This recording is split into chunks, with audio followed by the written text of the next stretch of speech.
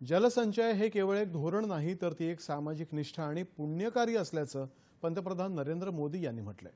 गुजरातमध्ये सुरत इथं आयोजित जलसंचय लोकसहभाग उपक्रमाचा दूरदृश्य प्रणालीद्वारे शुभारंभ करताना ते बोलत होते।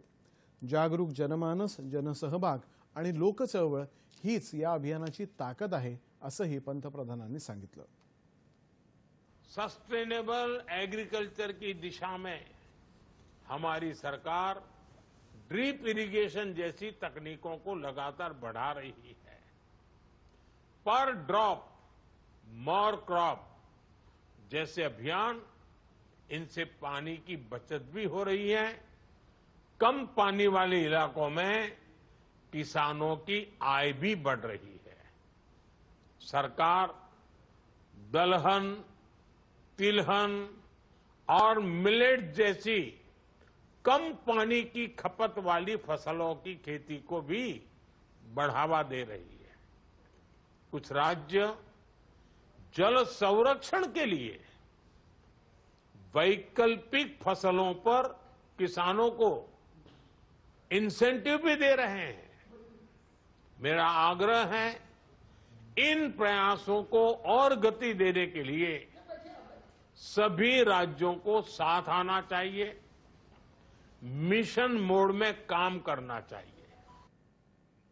जल संरक्षण आणि निसर्ग संवर्धन हे आपल्यासाठी नवे शब्द नाहीत। आज निर्माण झालेल्या परिस्थितीमुळे आपल्या वाट्याला आलेली ही जबाबदारी तर आहेच, शिवाय आपल्या सांस्कृतिक चेतनेचा तो एक भाग आहे। भावी पिढ्या आपल्या वर्तनाचं मूल्यमापन आपल्या आचरणावरून करतील आणि त्यामध्ये जलसंचय हा पहिला मापदंड असेल, असं पंतप्रधान म्हणाले। जल संरक्षणाबाबत आपले पूर्वज किती जागरूक होते याकडेही त्यांनी लक्ष वेधलं। जल सुरक्षेचा पंतप्रधानांचा दृष्टिकोन पुढे नेण्यासाठी या उपक्रमामध्ये सामुदायिक भागीदारी आणि मालकी यावर भर देऊन पाण्याचं संवर्धन करायचा प्रयत्न केला जाणार आहे।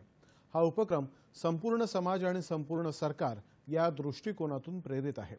गुजरात सरकारच्या नेतृत्वाखालील जलसंचय उपक्रमाच्या यशाच्या धर्तीवर जलशक्ती मंत्रालय, राज्य सरकारच्या सहकार्याने गुजरातमध्ये जलसंचय जनभागीदारी हा उपक्रम सुरू करत आहे। जल सुरक्षित भविष्य सुनिश्चित करण्यासाठी गुजरात सरकारने नागरिक, स्थानिक संस्था, उद्योग आणि इतर हितधारकांना एकत्र आणायचा प्रयत्न केलाय। या कार्यक्रमाअंतर्गत सामुदायिक भागीदारीमधून पावसाच्या पाण्याची साठवण करणारी 24,800 जलाशय गुजरातमध्ये बांधली जाणार आहेत। पुनर्भरण, पावसाच्या पाण्याची साठवण आणि पाण्याची दीर्घकालीन शाश्वतता सुनिश्चित करण्यासाठी ही जलाशय महत्त्वपूर्ण ठरतील।